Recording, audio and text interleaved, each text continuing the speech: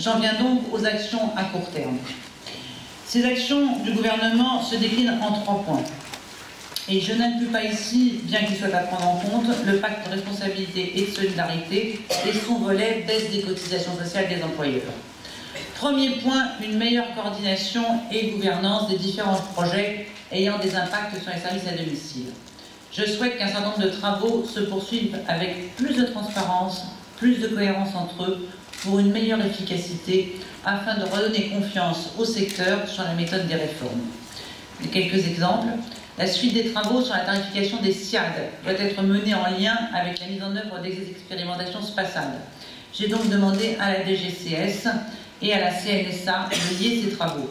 De même, avec l'enjeu SPASAD désormais clair, les 2 chantiers SAD et SIAD doivent plus que jamais converger. Le dossier des SAD familles doit avancer et être davantage porté par le ministère en lien avec la CNAF.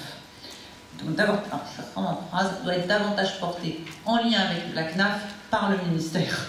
Je répondrai d'ailleurs par écrit et plus précisément aux fédérations et à l'Association département de France sur ce dossier qui est important pour l'accompagnement des familles en difficulté, dont spécifiquement les familles monoparentales qui constituent un de mes dossiers prioritaires. Un lien plus fort avec la CNAF sur les expérimentations, panier de services, sera conduit et intégré aux travaux du secteur.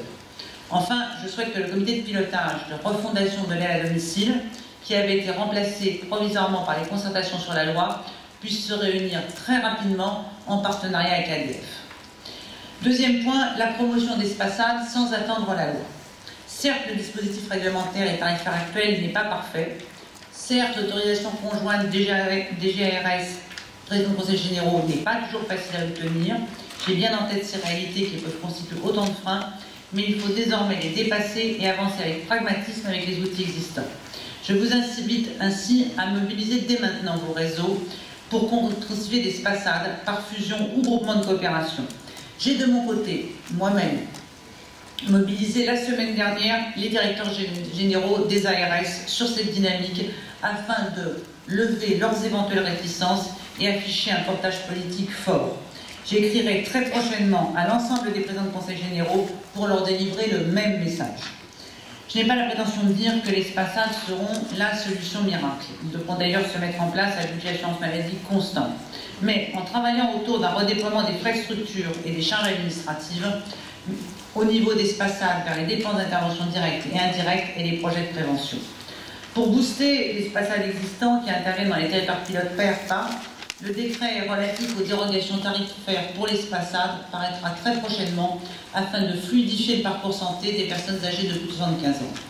Enfin, le lancement du plan maladie neurodégénérative, le PNMD, aura lieu le 28 octobre prochain et sera aussi l'occasion de conforter les équipes spécialisées Alzheimer au sein des SIAD et ainsi de renforcer la présence d'équipes pluridisciplinaires au sein des services à domicile. Ça me permet d'aborder le 3e volet, la place des intervenants à domicile.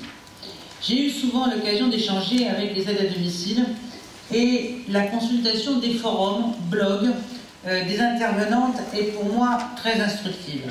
J'y lis souvent beaucoup de solitude. Je ne parle pas d'une solitude de leur vie privée, je parle de la solitude dans le travail. Vous savez, l'attention particulière que je porte au sujet qui touche plus particulièrement les femmes.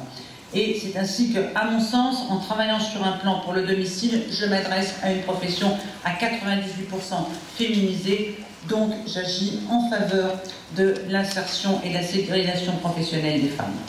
Si je crois au projet SPASAD, ce n'est pas seulement sur la question du modèle économique. Je crois même que l'essence même du rapprochement entre l'aide et le soin à domicile est d'incarner le plan pour les métiers d'autonomie. Car je me dois, comme j'ai eu la volonté de le faire sur les EHPAD, d'avoir un discours clair sur la professionnalisation du secteur de l'aide à domicile. Il ne faut pas confondre professionnalisation et exigence de diplôme. Continuer à tenir des discours en faveur d'un taux d'intervenants diplômés très important ne me paraît pas forcément ni raisonnable ni souhaitable. D'une part, les budgets de la partie aide à domicile, même en configuration SPASAD, ne pourront pas, à court comme à moyen terme, financer ces diplômes auxiliaires de la vie sociale trop nombreux. D'autre part, ma compréhension, ma connaissance de la diversité des individus, de la difficulté de nos sociétés contemporaines, m'amène aussi à penser qu'il faut toujours, sur le marché du travail, réserver une place pour ceux qui n'ont pas encore de diplôme. C'est très bien de vouloir donner des diplômes à tout le monde. C'est très bien de mettre des exigences de diplôme partout. Mais nous vivons dans une société où les exigences de diplôme n'ont fait que de croître. De plus en plus, il faut de plus en plus de diplômes pour accéder à des métiers qui, il y a 20, 30 ans, j'ai un peu de recul à l'âge que j'ai, qui il y a 20, 30 ans exigeaient des diplômes d'un niveau moins élevé. Et que deviennent, comment les gens qui n'ont pas de diplôme gagnent leur vie? Comment des femmes qui n'ont pas travaillé, ont élevé leurs enfants, n'ont pas suivi d'études, peuvent à un moment donné entrer sur le marché du travail. Mon souci, c'est de toujours garder une porte d'entrée sur le marché du travail pour celles ou ceux qui n'ont pas de diplôme. Et les métiers d'aide à domicile sont une très belle porte d'entrée.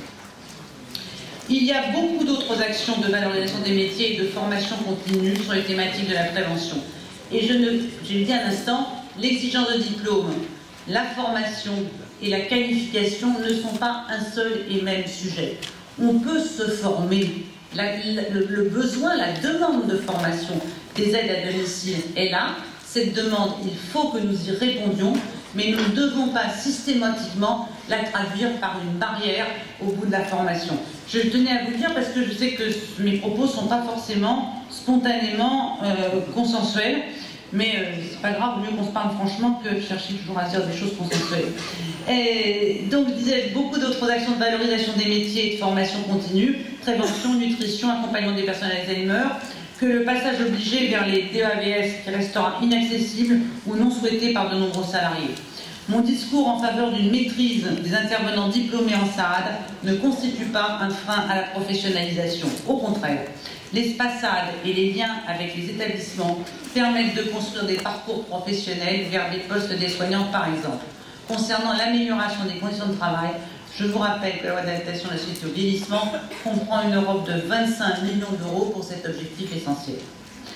En conclusion, mesdames et messieurs, je connais votre attente et j'ai parfois lu ou entendu Madame Rossignol, la ministre du domicile.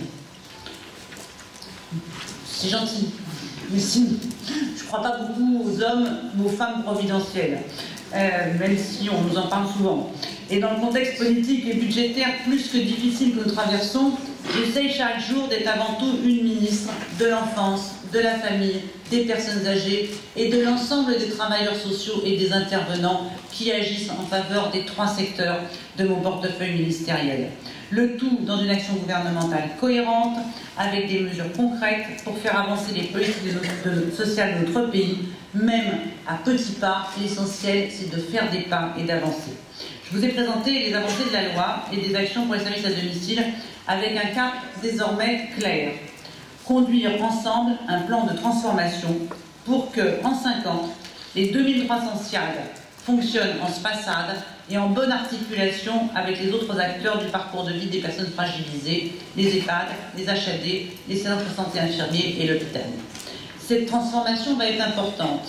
Nous essaierons qu'elle soit le moins brutale possible, mais elle est nécessaire. Je vais avoir besoin d'un secteur du domicile uni et mobilisé si nous voulons avancer ensemble. Et puisque nous avons pris l'habitude de nous fixer des rendez-vous, je sais que je vais vous retrouver très vite pour le projet de loi de finances de la sécurité sociale et je souhaite vous revoir l'année prochaine pour des 6e assises. Moi, je sais déjà où elles auront lieu. Elles seront en altitude. Du moins, il y a eu des propositions qui ont été faites. Et je vous y retrouverai bien entendu. Et ces assises, ces 6e assises, pourquoi pas de l'aide et des soins à domicile afin de tirer un point évident de ces actions. Je vous remercie pour votre attention.